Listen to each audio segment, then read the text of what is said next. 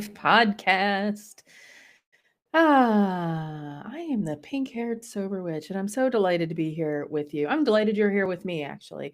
You could be watching this live on YouTube, you could be watching this as a replay on YouTube, or you could just be listening to this as a podcast, whichever way it is. I'm just so grateful and thankful that you've decided to listen, right? To listen, to tune in. So today we are talking about one of my absolutely favorite holidays of the wheel of the year, and that's Yule. And it's not Christmas that makes this my favorite holiday. It is literally Yule, the winter solstice, the return of the light. And I don't know where you are located, but I'm here in the Metro Detroit area. And once that daylight savings times kicks in the beginning of November, it becomes really, really apparent how much longer these nights are getting, right? I don't know exactly, we're on like December 8th right now. So I don't know exactly when the sun is setting, but I think it's somewhere around like five something or other. It's dark by 6 o'clock at night, which is just wild, let alone if you're over like on the East Coast or if you're on the far east of your time zone. It could be getting dark. I know it gets dark in Maine by like 4 p.m., which is just wild, right? So this holiday is just so important and means so much to me. It's not just about like today's episode, we're not just going to talk about its symbolism or its tradition or its relation to witchcraft, right? This is how this holiday, in and of itself, became a turning point for my recovery and how I began to reshape it.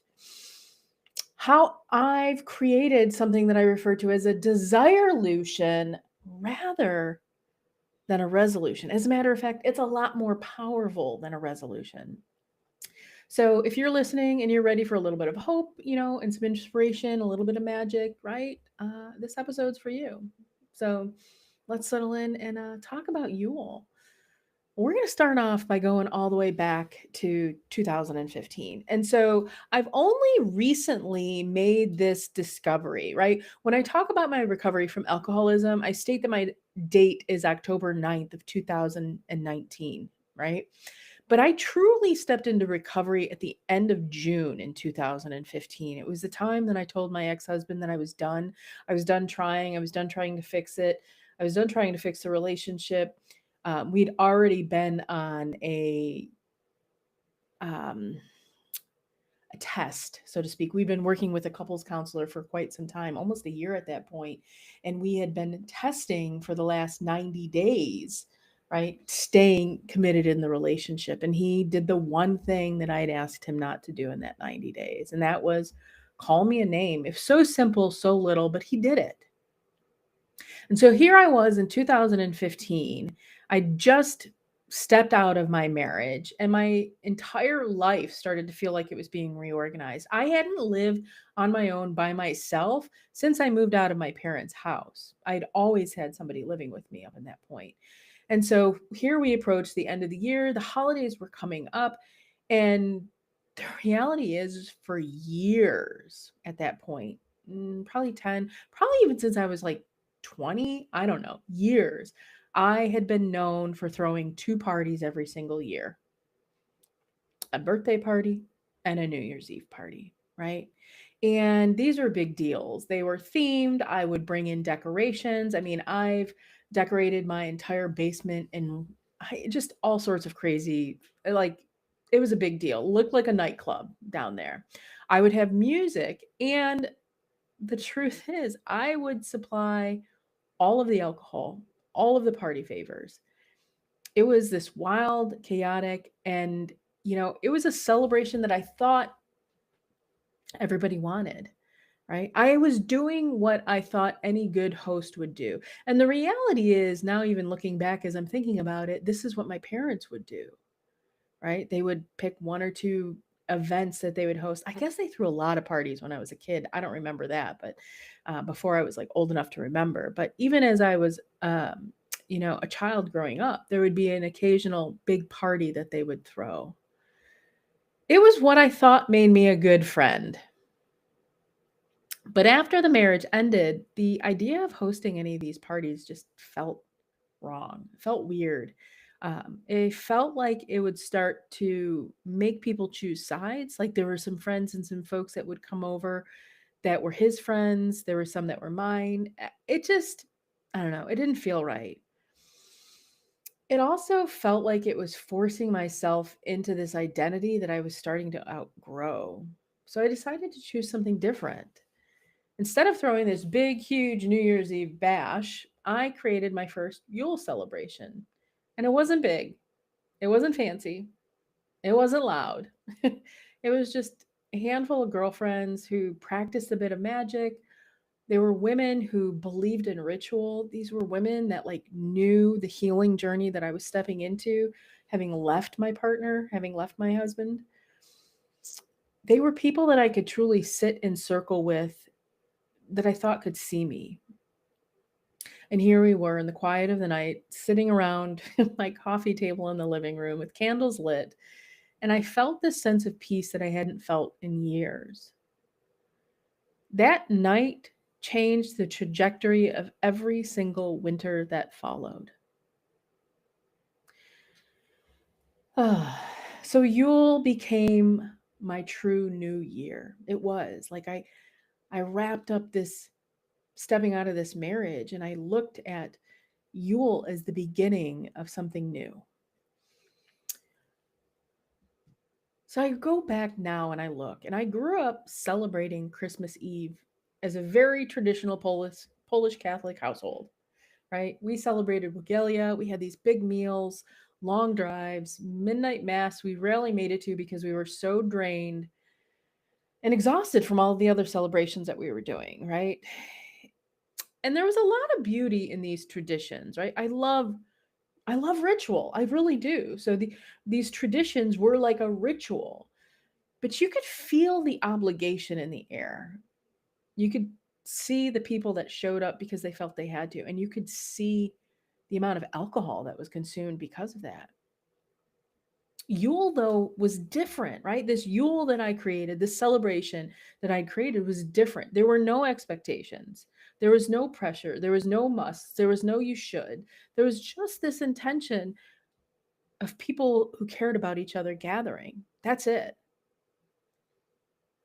And as the years went on, I stopped loving Yule simply because it was separate from Christmas, right? Because in the early years, in like 2015, up until before I stepped into recovery, I would have this separate celebration, right? I stopped loving it just because it was separate and more peaceful. I started to see and recognize and start to love it because of what it represented for the wheel of the year. The winter solstice is the turning point. It's from the darkness that we begin to slowly return into light. And even though the change isn't visible yet, it is happening. And if you've ever been in recovery or the process of rebuilding your life, you know exactly what that feels like.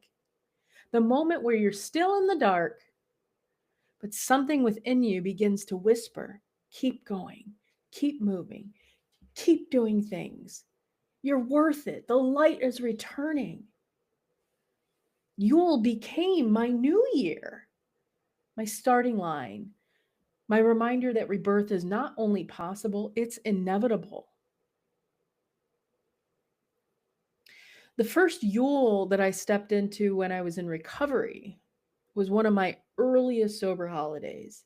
And I remember going to all of these meetings at that time, and I would listen to these folks talk about how there may be challenges, or how it might be difficult, or how scary the season could be, or how lonely it could feel, right? How much pressure there might be, how the family dynamics could start to fit in, how old habits could creep in, how you might convince yourself that just one was okay. I knew that I needed new traditions. I needed traditions that were rooted in peace, intention, and support. So that year, I began to craft something that was tiny and sacred. I started to realize that Yule, this holiday that I had been celebrating, was like my secret safe container. It was a ritual, it was a gathering, and a celebration that didn't overwhelm my nervous system, right? I started to truly see the separation between Yule and Christmas for what it was intended to truly be in my recovery. That Yule helped me stay sober, but more than that, it helped me to shape my holidays around what I needed. And even though I attended the Christmas and Christmas Eve gatherings that year, it was validation that that's not how I wanted to celebrate the holidays. I didn't want to be around a bunch of people that needed to drink in order to be in company. I didn't want to be around a bunch of people that showed up because they had to. I didn't want to be around a bunch of people that talked a bunch of BS because they didn't know each other well enough to talk about the deep things. So the next year in 2020, when the world was still pretty much shut down, and for the first time, nobody ever expected me to have to show up there, I didn't. I hosted this small Yule ritual again, and then I spent Christmas Eve and Christmas Day at home, cooking, resting, watching movies, sleeping in late, hanging out in my pajamas. And I realized that peace was something I could choose. I could choose peace. That is when Desire-lutions were born. I wish someone had told me this many years ago. Resolutions are not aligned with the energy of witchcraft, of magic, of Yule. Resolutions tend to come from pressure, guilt, or self critique. They say, here's what you need to fix, right? My resolutions are to lose weight, quit smoking, to exercise more, right? All of these things that you're trying to force to change through willpower alone. The stats say by like week 3, it's like 70% of all resolutions have failed. It's like ridiculous, right? A desire-lution is different. A desire-lution says, what do I desire to feel? What do I desire to embody? What do I desire my days to look like? What do I desire to create? What do I desire to give birth to? What do I desire to harvest? What do I desire to learn or release? A desire-lution is an invitation to receive. It's not a punishment. It's a spark, and it's not a list of demands. My very first desire-lution was this: I desire my life to be filled with peace. I stopped trying to survive that following year. And instead, I started to craft a life filled with peace. I made my year about intentional choices. Choices of peace that would fill my home, my heart, my mind. I chose to release chaos. I made a commitment to be involved in my community and to invite individuals into my life that brought that peace in. I made it a return of my own light. I'm telling you the truth when I say this. That one desire changed everything. Now, every Yule, I still sit in ritual, often making an ornament that will often represent and match that ritual.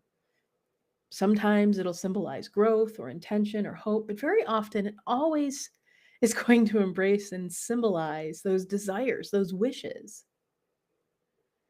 This year's focuses on wishes that we desire to grow, right? I also use this time of the year to cook all of the seasonal foods you can imagine: the cookies, the cranberries, the root vegetables, the spices, right? And I infuse all of these with purpose.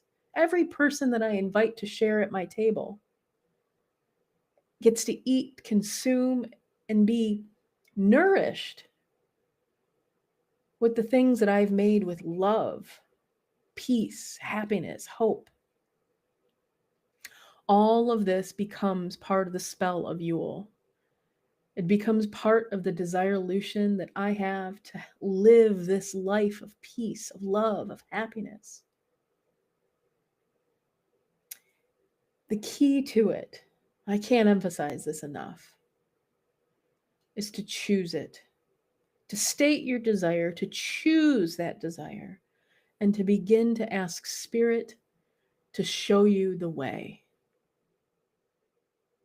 I craft every single one of my desire-lutions in the same way that I craft any ritual. Not because I should, not because the world around me or the cultures or society or family or my friends or anybody around me says what I should be, what I should do, how I should act. Should, right? But because I desire it, because it nourishes me, it fills me, fills my cup. This is the energy that I want you to feel in your bones as we move towards Yule, as we settle ourselves into the end of this calendar year, but as we embark on the true beginning of this wheel of the year in front of us. You get to decide what the next year you want it to feel like. You can create all of the seasons that your spirit actually wants. You can choose the light that you want to walk towards. To help you identify your desire-lutions, I want you to place your hand on your heart right now. If you can't, if you're driving, if you're listening to this while quickly walking and swinging your arms, you want to keep your heart rate up, that's perfectly fine. Just take that breath in with me. Ask yourself these questions. What do I truly desire this upcoming year to feel like? What do I desire to grow in this coming year? And what am I ready to release so that my desires have room to take root? Let these answers rise slowly. And as you feel them, maybe when you get time, sit with pen and paper. Write them down.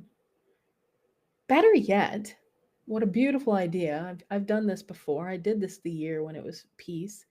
Create some type of project that you can return to on a regular basis throughout the year to remind you. For me, it was a mixed media piece. I have 5 canvases that spell the word peace out on my living room wall. Maybe it's writing a story. Maybe it's writing a poem every week. Maybe it's creating a new sigil. Maybe it's doing that sigil. Whenever you feel these desires taking root, just ask that Spirit lead you the way towards them. Let Spirit open the door. Let Spirit guide you in that timing. Let Spirit show you the path towards what you desire. Because you're not meant to force yourself into the way that you want to live. You're meant to align with it. I hope that this set in well with you and that you enjoyed this reflection of this time of the year. I hope that it brings you some clarity, some peace, and a spark of something new. And if you feel inspired, reach out, share your desire-lutions with me. Come join us in the Recovery Coven. I always love hearing what people are called to. Until next time, my dear friends, may the returning light guide you. May your desires root deeply, and may this Yule be the beginning of something beautiful in your life. Much love and magic and recovery from me to you.